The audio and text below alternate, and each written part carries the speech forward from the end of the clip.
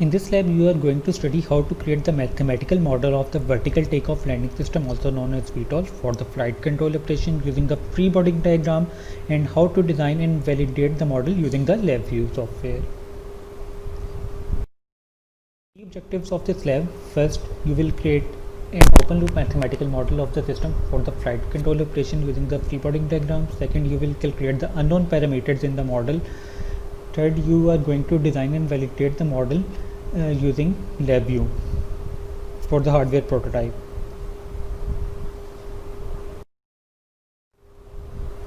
This is the free body diagram of the vertical takeoff landing system. Here you can see this is the propeller and this is the counterweight. The force acting on the propeller will be equal to m1g according to the Newton law. Similarly, on the counterweight it will be equal to m2g. L1 is the distance from the pivot point to the center of the propeller, where L2 is the distance from the pivot point to the center of the mass. Here mh is the force acting downward on the propeller. LH is the total distance between the counterweight and the propeller. Using the equation of motion from the first principle, the torque can be described using the following equation. Here this is the thrust torque, m2g, L2g is the force acting on the counterweight, and L2 is the distance from the pivot point to the center of the mass of the counterweight. Similarly, m1g is the force acting on the propeller, L1 is the distance, and cos theta is the angle you can see here. Similarly, mhg is the force acting on the pivot point.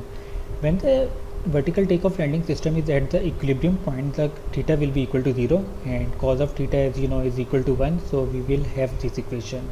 Here thrust torque is equal to kt into I equilibrium. Here kt is the thrust current torque constant, and you will have this equation when the vertical takeoff landing system is at the equilibrium position.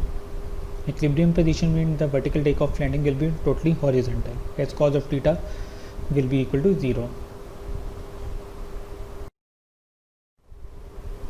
The angular motions of the vertical takeoff landing trainer with respect to a thrust torque can be expressed by using this equation. Here you can see J is the moment of inertia, theta is the pitch angle, B is the viscous damping coefficient, which means if the system is moving either in fluid or air, how much force is acting on the system. K is the stiffness, which means from which material the system is made of.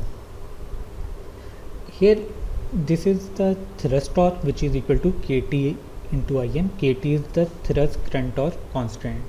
For finding the moment of inertia with endpoint masses, it is easiest to use this formula for the moment of inertia.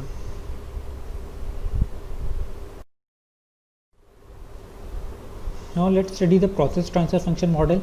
The transfer function model representing the current to position dynamic of the system is shown here. You can see here kt is the thrust current torque constant, B is the viscous damping coefficient, J is the moment of inertia, and K is the stiffness. If you notice the denominator, this is a Raedking order equation. So if we find the natural frequency of the system, we can find the stiffness by using this formula.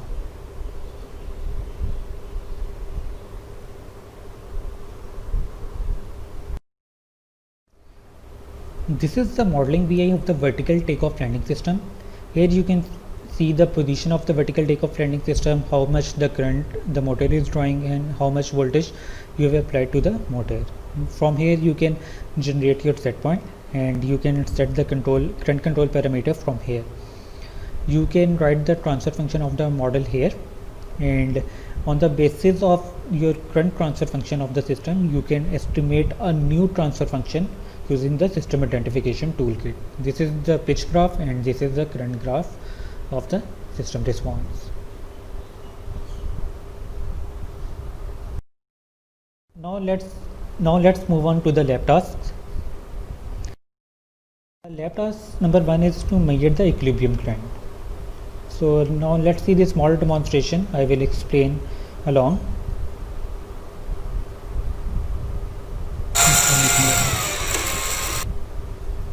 I have run the current control VI.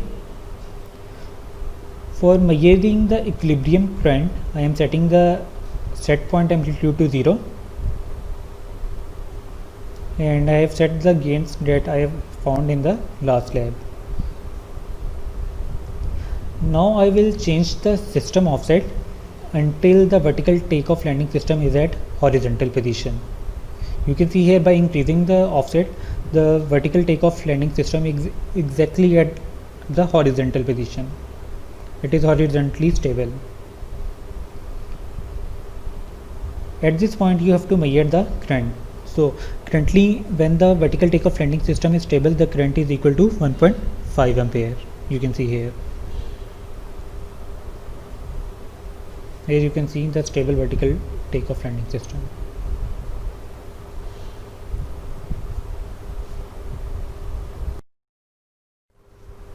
The task number 2 is finding the natural frequency of the system.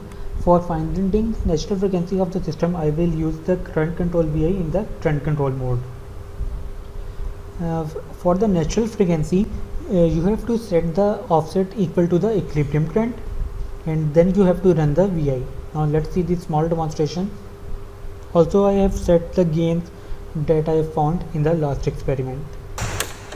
Here I have set the offset to the current that I have found, and now I am running the VI. You can see the response of the system.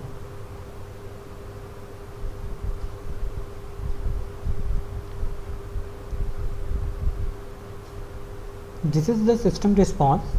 You can take 3 cycles or 4 for finding the natural frequency, that I will show in the next slide.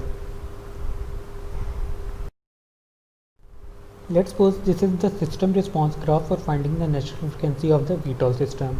You can take any number of cycles. Here for the calculation I will take only 3 cycles. You can see here in this graph the first cycle complete here, second here, and the third cycle complete here. This response has a period of 5.75 seconds. So my calculation will be equal to 1 over 5.75 into 3. The result that I will get is equal to 0.52. In order to have this value in the radian, you have to multiply it with 2 pi. So after multiplying it with 2 pi, you will have the natural frequency is equal to 3.27. For your lab report, you have to use this graph for finding the natural frequency of the system. In task number 3, you have to do the model validation. For this purpose, you will first derive the model. For deriving the model, you will need the moment of inertia, stiffness, thrust, current, torque constant, and vertical takeoff landing to a transfer function. There are some parameters given here in this table. Use these values for your calculations. For finding the moment of inertia, stiffness, thrust, current, torque constant, and vertical takeoff landing transfer function, you can use these formulas given here. These are the formulas, and the transfer function has already been explained earlier in the previous slides.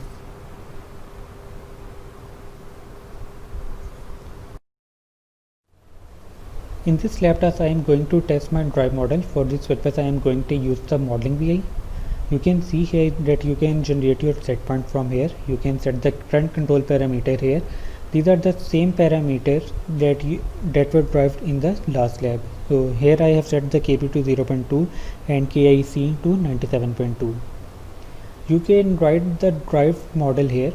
Here I have write the numerator, and here I have written the denominator. In LabVIEW software, you have to write the lowest power first, and then you have to move the highest power. So this was my drive transfer function. Now I am going to run the VI and show you the system response.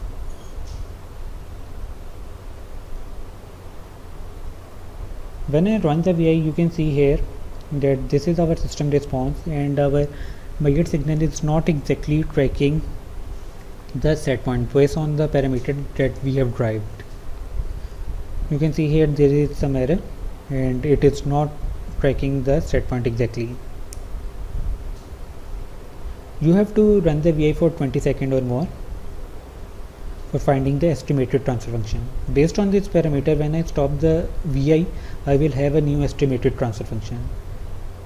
You can see here when I stop the VI after running the VI for 20 seconds or more, this is the new transfer function that I have got. This transfer function I will use in the system identification toolkit.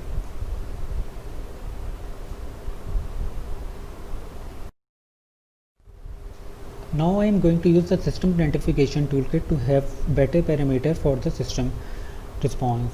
Based on the estimated transfer function, this was the estimated transfer function that I got after running the VI for 20 seconds or more.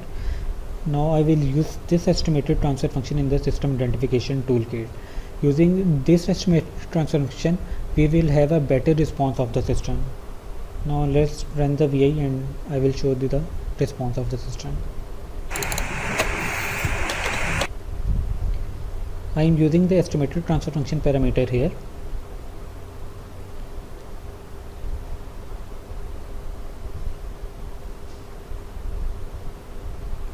Based on these parameters, I will have a new estimated transfer function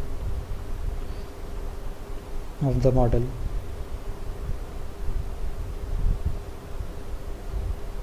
Now when I run the VI, you will see that our measured signal is exactly tracking the set point. You can clearly see here from the graph that our measured signal is perfectly tracking the set point. There is less error in the system response. You can compare both the response before using system identification toolkit and after using the system identification toolkit.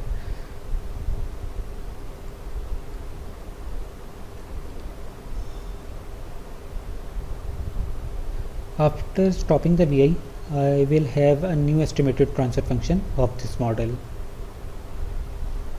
So our new model is better than the drive model. See the lab manual for the post-lab task, do all the necessary calculation and attach your results and calculations in the lab report and manual.